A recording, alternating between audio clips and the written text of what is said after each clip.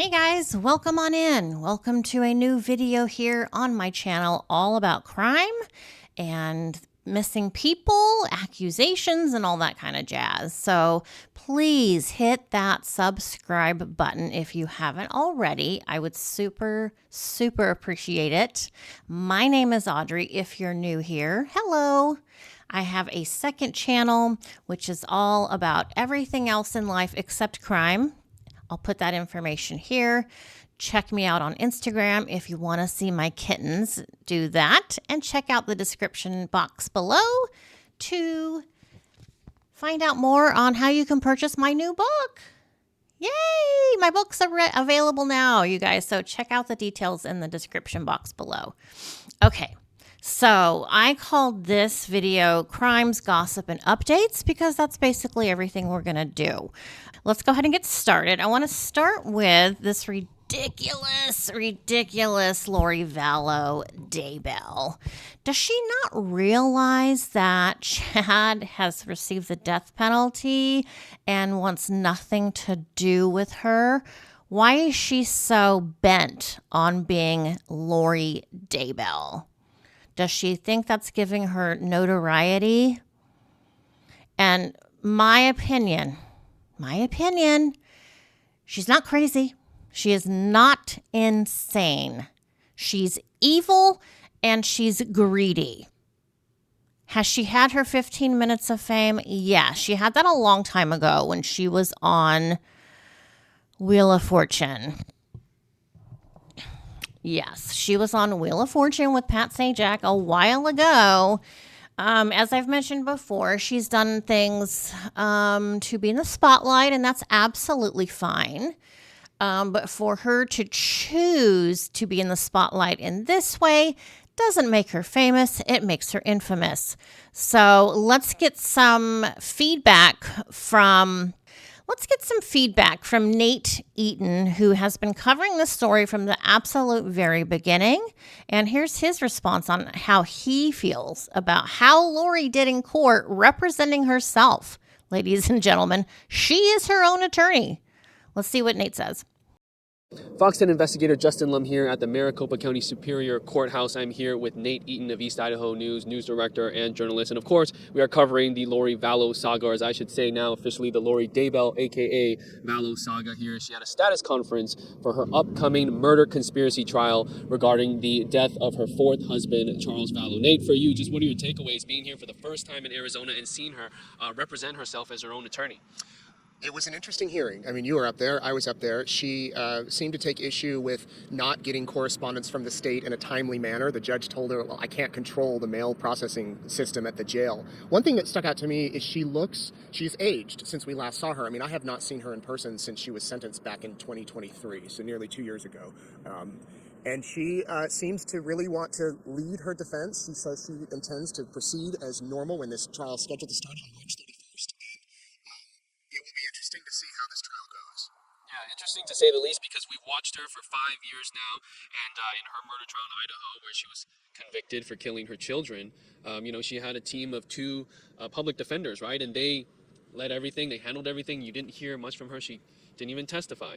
And now here she is with two legal defenders here, and they're basically giving her counsel. Not sure what they think, but they're just here kind of on the sidelines, and she's leading the charge. And she seemed to have a lot of information. She was stating some case law, and seemed to know, she has time on her hands to, study her case, and says that this is on track to start at the end of March. Were you surprised to see that she's locked in? She was very prepared. I mean, she came with a written statement that she read.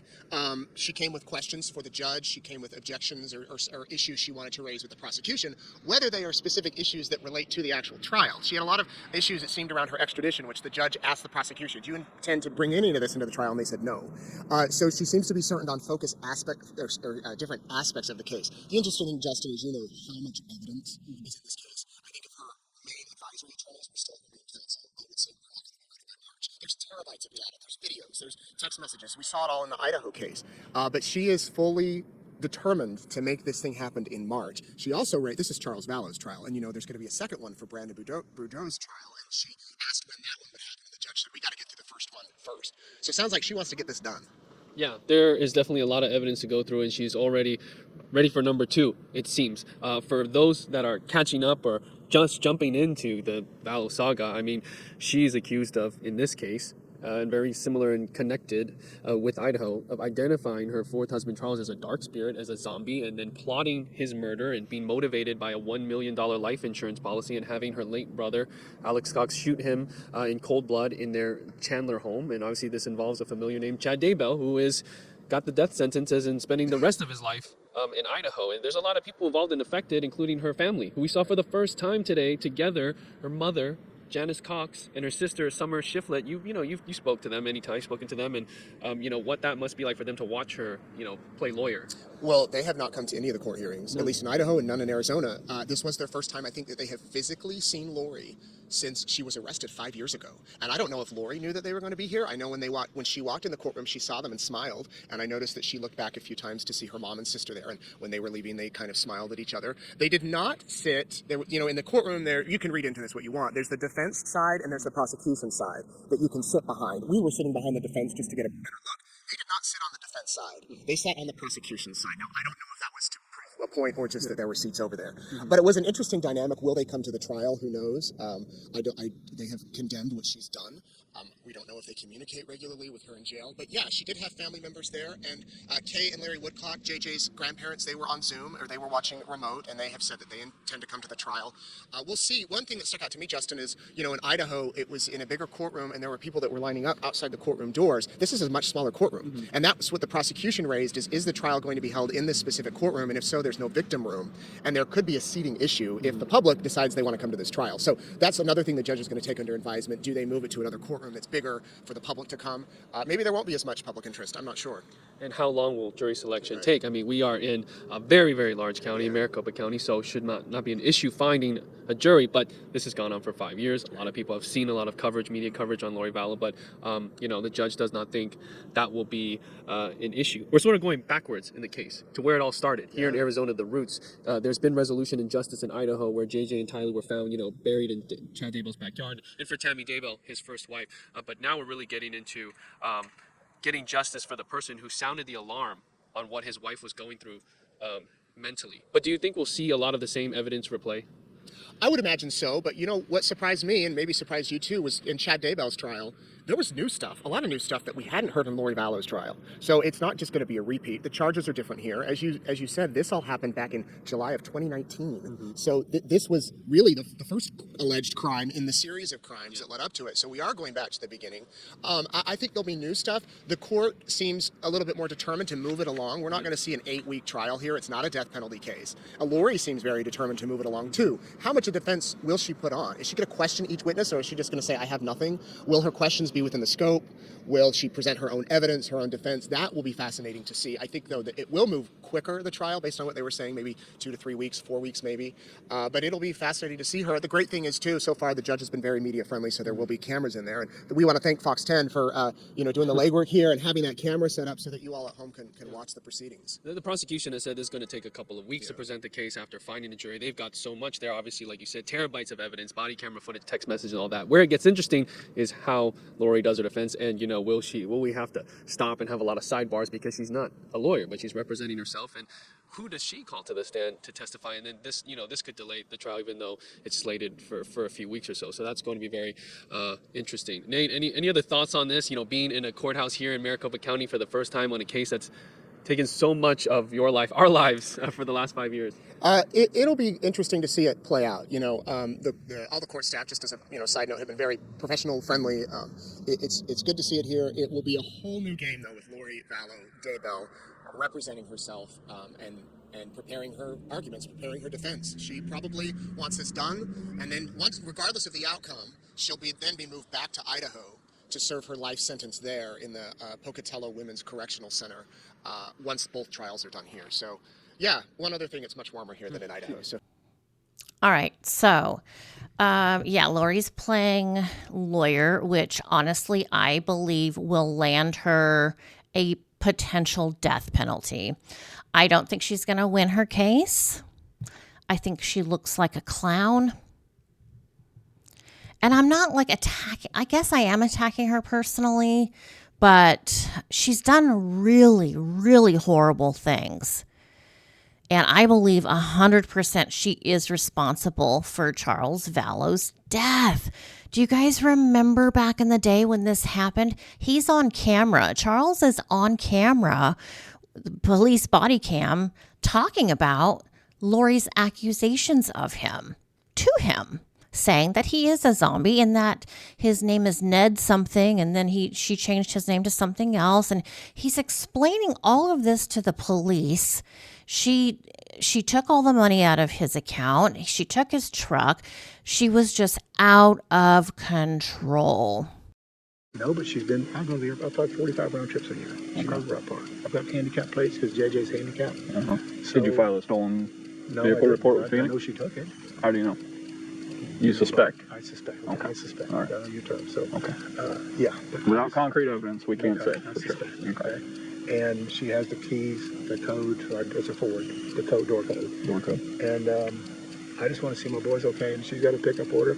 I need to go. She needs to go, and I'm going to take myself. So you normally live here? Yeah, oh yeah, I live here. Okay. Yeah, all my stuff's in my house. Okay. We got a service dog in there, beautiful dog. My daughter's in the front window right there. So let me ask you this: when you came back, why didn't you just go to the home? Because she told me not to come near it. All my stuff is gone. Okay. I'm not stupid. She could have done anything. Okay. I thought this would be the best way to do it. With what she's gone through and what Gabe witnessed with me on the phone today, I thought it was best to have her. She's psychologically, she's gone. Something's happened to her. How old is she? 45. 45. Beautiful, so if we talk to her, is she going to be able to have a rational conversation with us? Oh, she will. I'm sure she will. Okay. Yeah, she's just. She'll probably tell me I'm crazy, huh? Is that what you suspect? Probably. Okay. You're a dark spirit. That's what she's going to tell you. Okay. Yeah, I'm a dark spirit. Gabe's with me. He's our bishop. He's going to be a dark spirit. Whatever that means. So you're evil. And you said this has been going on for like 4 years? Well, it's to an extent, but it's gotten really bad the last several months.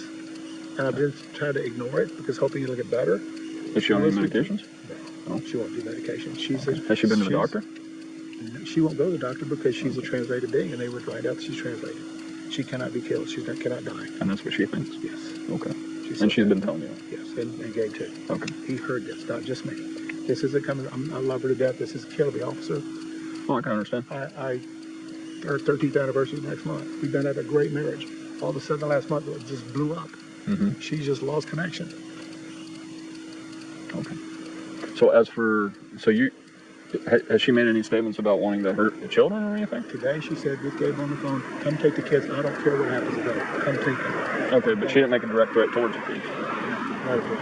Okay. And then she...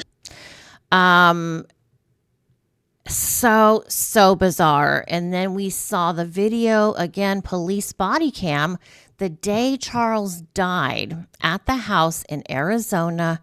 He's laying on the floor. Not only did Alex shoot him while they were both standing, Alex again shot him when he was already laying on his back dying. One officer goes into the house. The other asks Alex what happened. What happened today? How did it get to this? I don't know. He was enraged. What's going on? What happened? I was talking with my sister earlier. No, what happened today, though? Like, just in the last 20 minutes. He came at me with a bat. At first, Alex doesn't seem to have a clear response as to what happened. What was he accusing you of?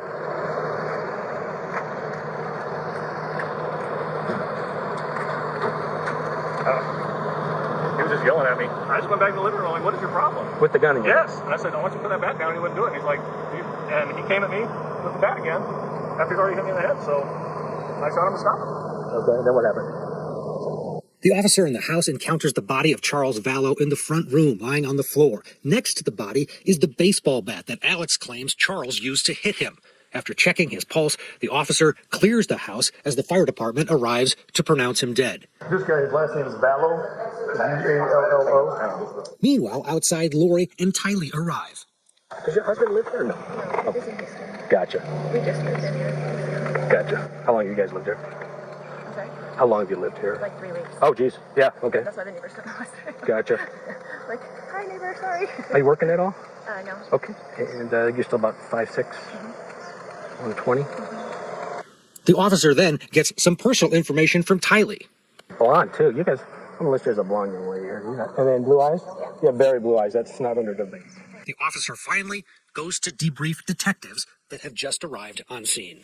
So it was just awful. It was absolutely awful. And when Lori had been out, so Lori and her daughter, who were alive still at that point, Tylee Ryan, came and were informed that Charles had died.